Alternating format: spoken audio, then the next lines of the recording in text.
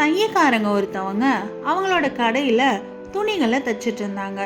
அவங்களோட பையன் அருகில் இருந்து அவங்க செய்கிற வேலையெல்லாம் பார்த்துட்டு இருந்தான். தையக்காரங்க ஒரு புது துணியை எடுத்தாங்க. அதை ஒரு பளபளப்பான அழகிய கத்திரிக்கோலில் துண்டு துண்டாக கட் பண்ணாங்க.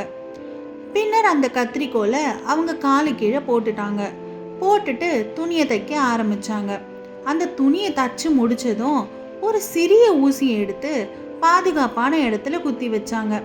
இதெல்லாம் பார்த்துட்டு இருந்த அந்த பையன், அம்மா, கத்திரிக்கோள் விலை உயர்ந்தது, அழகானதும் கூட, அதை அலட்சியமாக காலடியில் போடுறீங்க.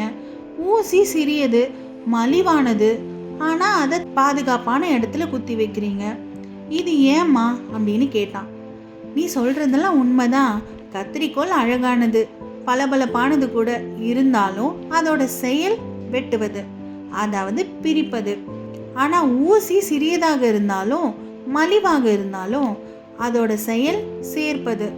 இதுதான் வாழ்க்கையும். ஒருவருடைய மதிப்பு அவங்களுடைய செயலை கொண்டு தான் நிர்ணயிக்கப்படும், அவங்க உருவத்தை பார்த்து இல்லை.